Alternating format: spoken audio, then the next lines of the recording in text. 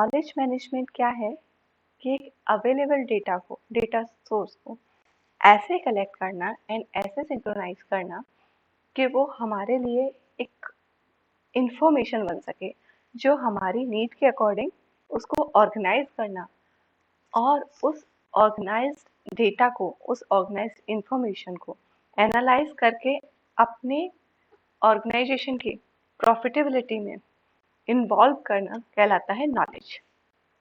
ये तो हुआ एकेडमिक टर्म्स में बात कि हाँ, ह्यूमन रिसोर्स में नॉलेज मैनेजमेंट क्या है। अब अगर डेफिनेशन टर्म में बात करें तो डेफिनेशन टर्म में बात है कि ह्यूमन रिसोर्स उस नॉलेज को मैनेज करना। अब अगर हम सादा भाषा में बात करें तो नॉलेज है क्या एक्चुअली? नॉलेज है कि एक अवेलेबल डेटा है। हम एग्जांपल में ले लें कि सेंसस है ना, उसमें से हमने सेंसस में से हमारा ऑर्गेनाइजेशन जो है वो डिस्ट्रीब्यूशन करता है दिल्ली में। तो दिल्ली का हमने डेटा लिया, सेंसस का डेटा। अब उस डेटा को हमने ऐसे ऑर्गेनाइज किया कि हमारा डेटा जो है वो फीमेल ओरिएंटेड है, कि फीमेल के लिए स्पेसिफिक। तो अब उस डेटा को हमने सिंक्रोनाइज किया, उस डेटा को एनालाइज किया कि जो फीमेल्स है उस डेटा को ऐसे ऑर्गेनाइज किया कि वो इंफॉर्मेशन बन सके। अब हमारे पास इंफॉर्मेशन आ सके कि हम उसको सॉर्ट कर लें एक लिस्ट में डाल के, कि हमारे पास लिस्ट तो ऐसा होगा ना कि कहीं पे मेल लिखा हुआ है, कहीं फीमेल लिखा हुआ है, उसको सॉर्ट करके हम ला पाए कि इतनी फीमेल्स हैं विद डेटा, विद नेम, कि ये फीमेल्स है हमारे पास। ये तो हमारा हो गई इंफॉर्मेशन। अब नॉलेज क्या है कि हमारे ऑर्गेनाइजेशन को एक पर्टिकुलर एज ग्रुप की या अलग अलग एज ग्रुप में डिवाइडेड फीमेल के अवेलेबिलिटी को चेक करना है। तो हमने उस इंफॉर्मेशन को एनालाइज किया और उस एनालाइज इंफॉर्मेशन से पता किया कि किस एज में कितनी फीमेल्स हैं इस एरिया में, दिल्ली एनसीआर में। तो वो जो इंफॉर्मेशन हमारे एनालाइज करने के बाद हमारे प्रोडक्ट में जो हेल्प करेगी वो बन जाती है नॉलेज। और उस नॉलेज को मैनेज करने की जो प्रोसेस है वो कहलाती है नॉलेज मैनेजमेंट। अब नॉलेज मैनेजमेंट प्रोसेस क्या करती है? आइडेंटिफाई करती है, जैसे हमने बताया कि हमारी नीड क्या है ऑर्गेनाइजेशन, क्यों चाहिए हमें इंफॉर्मेशन, क्यों हमें चाहिए नॉलेज।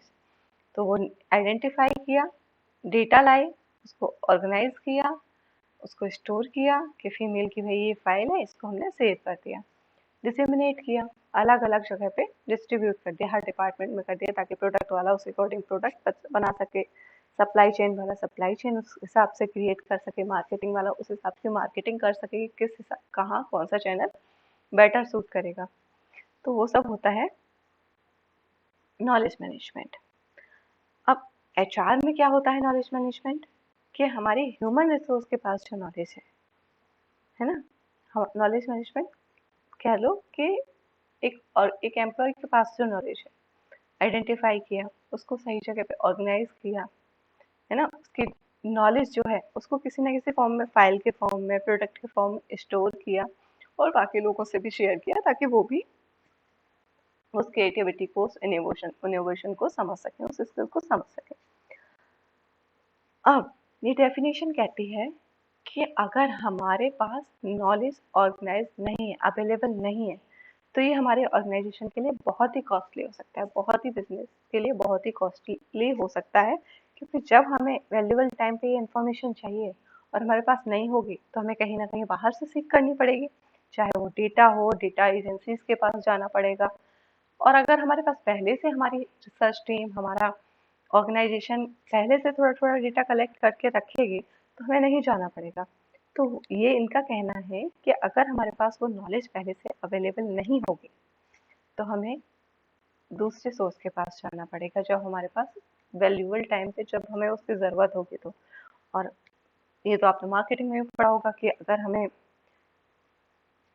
मतलब कम टाइम में कोई चीज़ चाहिए तो हमें उसके लिए ज़्यादा पे करना पड़ता है। तो यहाँ पे वही कहना है कि वो बहुत कॉस्टली पड़ता है अगर आप इस चीज़ को पहले से कंसीडर नहीं करते, अपनी नॉलेज को, अपने ऑर्गेनाइजेशन में नॉलेज मैनेजमेंट पे पहले से फोकस नहीं करते, तो ये कॉस्टली होता है ना। और क्या होता है कि जब टाइम पे चाहिए, है ना, टाइम पे स्पेंड करना है, तो ये अवेलेबल नहीं है, तो ये हमारी कंपटीशन से हमें बाहर निकाल देती है ना। इसलिए नॉलेज मैनेजमेंट नेसेसरी है रैपिड ग्रोथ के लिए, ऑर्गेनाइजेशन की रैपिड ग्रोथ के लिए। नेक्स्ट हमें समझना होगा कि नॉलेज मैनेजमेंट प्रोसेस क्या है, कैसे नॉलेज को मैनेज किया जाता है एक ऑर्गेनाइजेशन में। डेटा, जैसे अभी हमने बात की थी सेंसस की, है ना। सेंसस की बात की थी तो जो हमारे पास सेंसस अवेलेबल है, डेटा है, हमने कलेक्ट किया गवर्नमेंट एजेंसी से, कहीं से भी या गवर्नमेंट की साइड से हमने वो सेंसस कलेक्ट किया। उसके बाद हमने उसको ऑर्गेनाइज किया मेल और फीमेल में कि हमें ये चाहिए, समराइज किया कि ये फीमेल्स हैं, एनालाइज किया कि इस एज ग्रुप के साथ ये फीमेल्स है ना, सिंथेसाइज किया कि इसका इस एज का एक ग्रुप है, इस एज 1 का ये, एज 2 का ये ग्रुप है ना, जिसमें मान लीजिए हमने 10 साल का कर लिया, यहाँ 20 का कर लिया, यहाँ 30 का, तो हमने सिंथेसाइज किया, अलग अलग डिवाइड, और उसके बाद हमारा प्रोडक्ट का डिसीजन आया कि हमें ये प्रोडक्ट बनाना है। ऐसे ही हम जब अगर एचआर में बात करें तो हमने इंफॉर्मेशन कलेक्ट की कि हमारे कौन से ह्यूमन रिसोर्स के पास क्या स्किल या क्या डेटा हमें हमारे ऑर्गेनाइजेशन को ज़रूरत होगी। पहले हमने इंफॉर्मेशन कलेक्ट की, क्या ज़रूरत होगी, फिर हमने चेक किया कि हमारा पास क्या स्किल अवेलेबल है, क्या एबिलिटी अवेलेबल है, उसको ऑर्गेनाइज किया कि इस प्रोफाइल पे ये सूटेड रहेगा, इस पे ये सूटेड रहेगा, समराइज किया कि हाँ इतनी जॉब्स हैं और इतने एम्प्लॉयज़ हैं, देखा, फिर एनालाइज किया कि कितना गैप बचा है, क्या कोई ऐसा तो नहीं, कोई ऐसी प्रोफाइल तो नहीं छूट गई कि एम्प्लॉय नहीं है उसके लिए जो स्किल के साथ चाहिए हमें। तो हमने यहाँ गैप चेक किया और ये भी चेक किया कि कोई आइडियल एम्प्लॉय तो नहीं बच गया। उसके बाद हमने सिंथेसाइज किया कि इस चीज़ के लिए हमें रिक्रूट करना पड़ेगा या ट्रेन करना पड़ेगा हमने, और फाइनल डिसीजन लिया कि अब हम इसको रिक्रूट करते हैं कि ट्रेन करते हैं, डिसीजन मेकिंग की। तो वो हो गया in terms of HR, human resource. अब बात करते हैं कि ये इंफॉर्मेशन, जो हम इंफॉर्मेशन की बात कर रहे हैं कि हमारे पास डेटा तो ये है, अब इंफॉर्मेशन के सोर्स क्या क्या है, कहाँ कहाँ से हम इंफॉर्मेशन कलेक्ट कर सकते हैं। तो नेक्स्ट है सोर्स ऑफ इंफॉर्मेशन। पहला तो है डॉक्यूमेंटेशन। अगर हम ह्यूमन रिसोर्स की नॉलेज मैनेजमेंट की बात करते हैं तो उनके डॉक्यूमेंट, उनकी स्किल, उनकी एजुकेशन, उनके पास्ट रिकॉर्ड्स, उनके एक्सपीरियंसेस, सब हमारे पास डॉक्यूमेंटेशन में अवेलेबल होता है, जहाँ से हम इंफॉर्मेशन ले सकते हैं कि इस प्रोफाइल के लिए हमें एक एम्प्लॉय चाहिए और ये एम्प्लॉयज़ का डेटा है, क्या इनमें से कोई सूटेड है। नेक्स्ट है प्रोसेस। प्रोसेस से जान सकते हैं वो प्रेजेंटली जो काम कर रहे हैं, प्रोसेस में उनका जो पार्ट है ना, उसको वो कितना समझते हैं, उनके प्रोसेस में हम इन्वॉल्व होकर समझ सकते हैं कि ये नॉलेज में। और अगर प्रैक्टिकली बात करें कि हम प्रोसेस से समझ सकते हैं, ऑर्गेनाइजेशन की प्रोसेस से सीख सकते हैं कि ये हमारा सप्लाई चेन है, ये जॉब्स होती हैं, एक एम्प्लॉय के प्रोस्पेक्टिव से देखें तो ये जॉब्स होती हैं, इसके लिए ये स्किल चाहिए। अगर मैं कल को प्रमोट होऊंगा प्रोसेस में, मतलब अभी मैं यहाँ हूँ, नीचे हूँ, अब अगर मैं प्रोसेस में आगे जाऊँगा तो मुझे क्या स्किल्स की, क्या एबिलिटी की ज़रूरत होगी, तो ये भी हमें इंफॉर्मेशन मिल रही है ना। और इससे हम अपने अंदर एबिलिटी बढ़ाएंगे, अपनी नॉलेज को बढ़ाएंगे कि हमें फ्यूचर में ये चाहिए तो हमें ये सीखना चाहिए।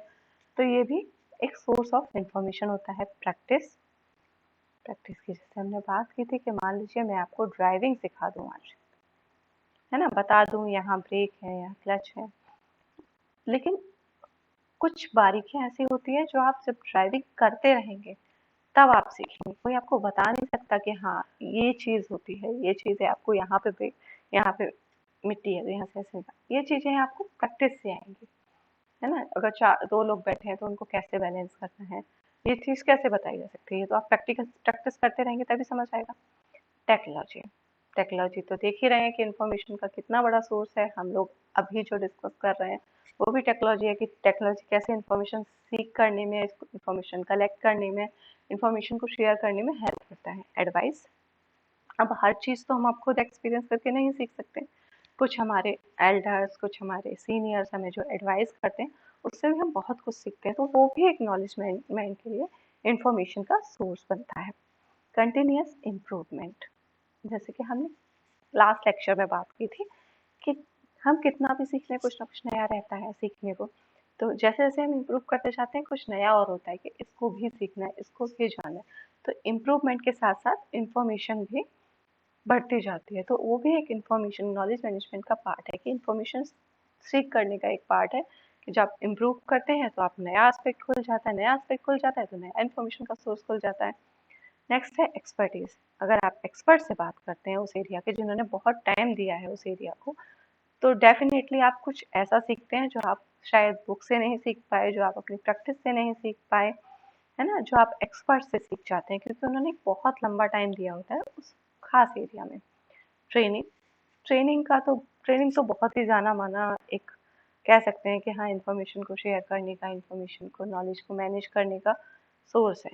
इंफॉर्मेशन इंफॉर्मेशन को हम कम्युनिकेशन भी कहें तो ठीक है कि अगर हम टाइम टू टाइम पे कम्युनिकेट करते रहेंगे तो हम अपने जो ह्यूमन रिसोर्स है, जो नॉलेज है ह्यूमन रिसोर्स की, उसको खोने से बच जाएंगे, टैलेंट को खोने से बच जाएंगे। अगर हम कोई भी चेंज लाने से पहले ह्यूमन से बात कर रहे हैं, अपने एम्प्लॉयज से बात कर रहे हैं, तो हम डेफिनेटली उनको खोने से तो बच ही जाएंगे कि अब उनको डिस्कम्फर्ट नहीं होगा किसी चेंज को। अगर हम अचानक से कोई चेंज ला देते हैं ऑर्गेनाइजेशन में, डेफिनेटली उनको डिस्कम्फर्ट होगा। लेकिन अगर हम उनको कम्युनिकेट करके उनको डिसीजन मेकिंग में इन्वॉल्व करके बात करते हैं, तो ये भी एक नॉलेज मैनेजमेंट का सोर्स होता है कि हम नॉलेज को मैनेज कर पाते हैं। ऑन बोर्डिंग का मतलब है कि जब एम्प्लॉय को जॉब मिल गई, वो रिक्रूट हो गया, अब वो एम्प्लॉय पुराने एम्प्लॉयज के साथ मिक्स होने जा रहा है, ऑर्गेनाइजेशन में एंट्री करने जा रहा है। तो जो ओरिएंटेशन प्रोग्राम होते हैं, जो बताते हैं ऑर्गेनाइजेशन का विजन क्या है, ऑर्गेनाइजेशन का मिशन क्या है, एम्प्लॉयज क्या हैं, क्या डिपार्टमेंट्स हैं, डिपार्टमेंट्स में कैसे कैसे टीम्स हैं, तो वो सब भी एक इंफॉर्मेशन का पार्ट है जो नॉलेज डेवलप करती है, नॉलेज मैनेज करती हैं। पीपल पीपल का इंटरेक्शन तो डेफिनेटली इंफॉर्मेशन शेयरिंग का एक बहुत बड़ा पार्ट है इंफॉर्मेशन मैनेजमेंट का। अब नेक्स्ट बात करते हैं टाइप्स ऑफ नॉलेज। नॉलेज की टाइप्स क्या है? एक होता है एक्सप्लिसिट नॉलेज, जो कि दिखाई देती है, जो हम रिटन कर सकते हैं, जैसे ऑर्गेनाइजेशन का मिशन कह लिया हमने, है ना, विजन कह लिया कि हमारे ऑर्गेनाइजेशन का ये 5 साल का मिशन है, हमें ये कवर करना है, ये हमारा विजन है, ये हमारा लॉन्ग टर्म विजन। तो ये तो सब रिटन है, ऑर्गेनाइजेशन दिख रहा है सब। एक होता है अप्लाइड नॉलेज, इम्प्लिसिट नॉलेज, जो रिटन नहीं होते, जो अप्लाई करने से पता चलती है। जैसे कि कोई काम करने पे हमें जब एक्सपीरियंस होता है कि हाँ, ये चीज़ अप्लाई करके हमें पता चलता है।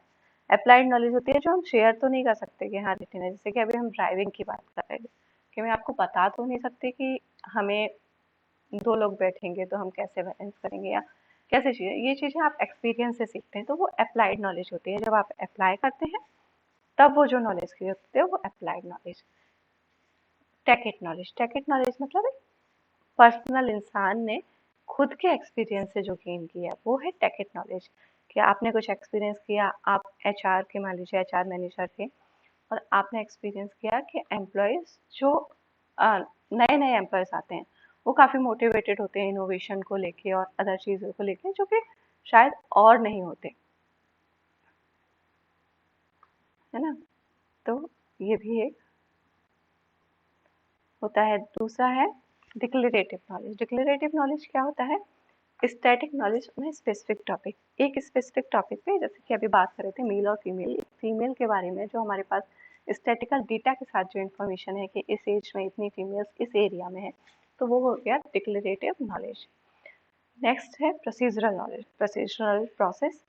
एक फॉर एग्जांपल हम अगर सप्लाई चेन की बात करें, ऑर्गेनाइजेशन के अंदर हम अपनी ऑर्गेनाइजेशन का जो प्रोडक्ट है वो डायरेक्ट सप्लाई करते हैं और इनडायरेक्ट सप्लाई करते हैं, कितने मीडिएटर्स हैं, है ना, और जीरो चैनल है, कितनी चैनल्स हैं, वो सब प्रोसीजरल नॉलेज होता है। नेक्स्ट है पोस्टीरियरी नॉलेज। पोस्टीरियरी नॉलेज क्या होता है कि सब्जेक्टिव नॉलेज होती है। जैसे कि मान लीजिए सेल्स पर्सन कह रहा है कि भाई जितने भी रिच लोग होते हैं वो बहुत इगोइस्टिक होते हैं, they are not good in talking terms. But एक वो उसका पर्सनल सब्जेक्टिव टर्म्स है कि उसके साथ ऐसा हुआ। ऐसा जरूरी नहीं कि हर इंसान हो और हर इंसान ऐसा फील कर रहा हो उसके ऑर्गेनाइजेशन में, हर सेल्स पर्सन ऐसा। तो एक सब्जेक्टिव नॉलेज है, वो है पोस्टिवरी नॉलेज। नेक्स्ट है प्रियोरी नॉलेज। प्रियोरी नॉलेज क्या होता है कि एविडेंस के साथ जो नॉलेज गेन करता है एक इंसान, है ना। एक एविडेंस है हमारे पास, एक डेटा अवेलेबल है कि हमारे ऑर्गेनाइजेशन में एचआर डिपार्टमेंट में इतने लोग हैं। तो एक डेटा के साथ हमारे पास एक इंडिपेंडेंट के पास जो नॉलेज है वो है प्रियरी नॉलेज। नेक्स्ट है नॉलेज मैनेजमेंट इंफॉर्मेशन सिस्टम। जैसे कि हम बात करते हैं HR information system, human resource, HRMS वगैरह, वैसे ही होता है नॉलेज मैनेजमेंट सिस्टम। एक सर्कुलर फॉर्म है जहाँ पे कुछ एलिमेंट्स होते हैं, जैसे कि नॉलेज को कैप्चर करना। एक नॉलेज हमारे पास अवेलेबल है, उसको हमने कैप्चर किया, हमारे पास डेटा था जो हमने, फिर एग्जांपल हम वही लेते हैं ताकि हमें क्लियरिटी बनी रहे। हमारे पास डेटा था सेंसस का, तो वो हमने, हमारे पास एक नॉलेज थी, उसको हमने रिफाइन किया। रिफाइन किया किन टर्म्स में? मेल और फीमेल। मेल को अलग कर लिया और फीमेल को अलग कर लिया।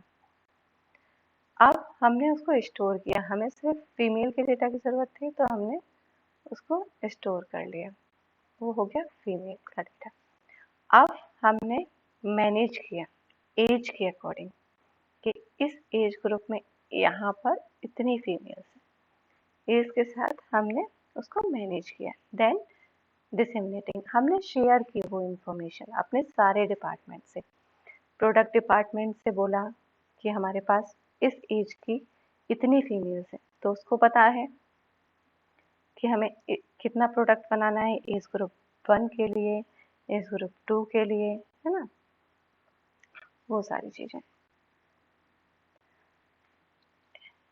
एज ग्रुप 2 के लिए, एज ग्रुप 3 के लिए। अब प्रोडक्ट डिपार्टमेंट ने बनाने का काम कर लिया, ने सप्लाई चेन से बात की कि भाई उसको कितना, क्या मोड चाहिए होगा किस एरिया में इस एज की फीमेल को प्रोडक्ट पहुंचाने के लिए, तो वहाँ पे काम आया।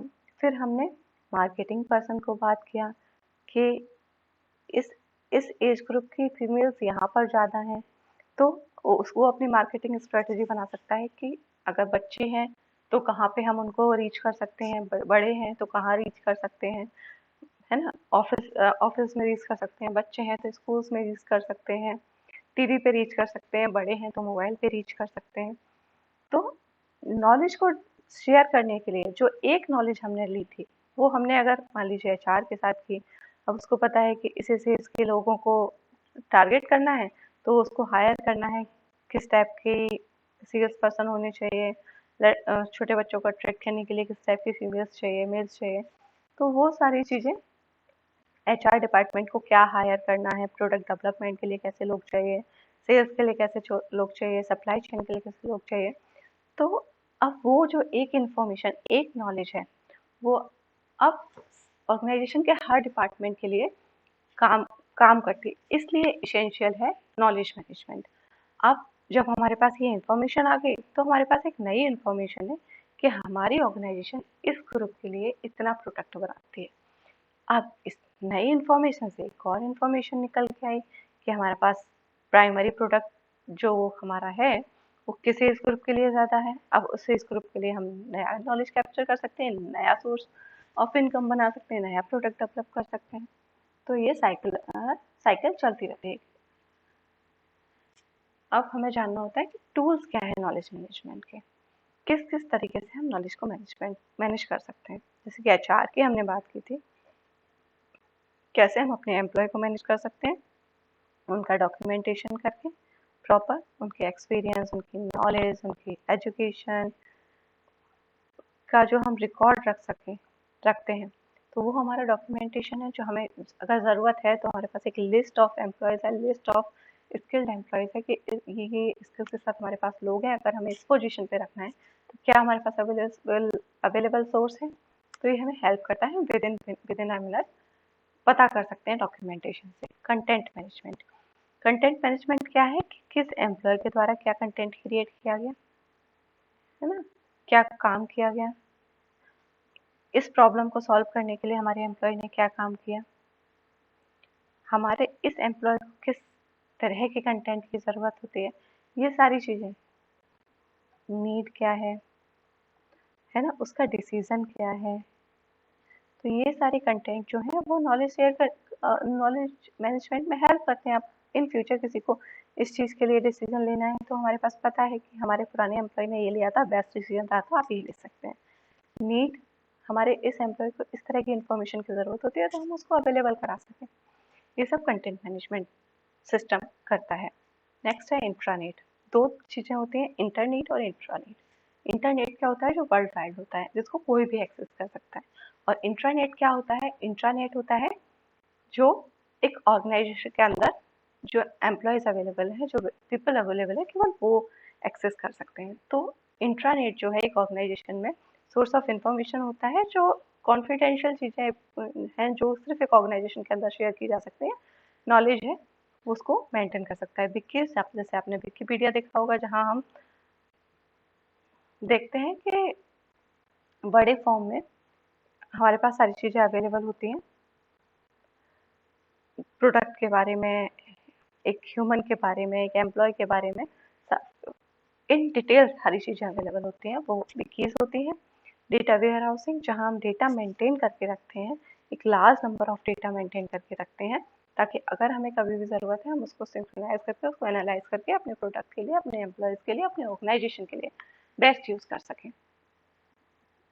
नेक्स्ट है बेनिफिट्स क्या है नॉलेज मैनेजमेंट के। अब इतना सब कुछ पढ़ के हम समझ तो चुके हैं कि नॉलेज मैनेजमेंट बेनिफिशियल है एक ऑर्गेनाइजेशन की। एक छोटी सी नॉलेज पूरी ऑर्गेनाइजेशन को, सिस्टम को क्रिएट करती है, पूरे ऑर्गेनाइजेशन को चलाने में हेल्प करती है कि हाँ उसको कैसे काम करना है, हर डिपार्टमेंट को हेल्प करती है। तो अगर हम बताएं कि क्या है, एक तो हम अगर एचआर एम्प्लॉयज़ के बारे में बात कर रहे हैं, क्योंकि हम एचआर सब्जेक्ट पढ़ रहे हैं, तो स्किल गैप आइडेंटिफाई करने के लिए हेल्प करता ही है कि हमने स्किल पता किया, ये है स्किल है, ये एजुकेशन है, ये एक्सपीरियंस है। अब हमें इन फ्यूचर एक जॉब रिक्वायरमेंट है। अब क्या हमारे पास एम्प्लॉय अवेलेबल है, नहीं है, तो या तो हम उनको ट्रेन करेंगे या रिक्रूट करेंगे। तो ये स्किल गैप आइडेंटिफाई करके हम डिसीजन ले सकते हैं कि हमें रिक्रूट करना है या ट्रेन करना है हमारे प्रेजेंट एम्प्लॉय को। मेक बेटर इन्फॉर्मेशन डिसीजन, क्योंकि अब हमने स्किल गैप कर लिया तो हम इंफॉर्मेशन डिसीजन भी ले सकते हैं।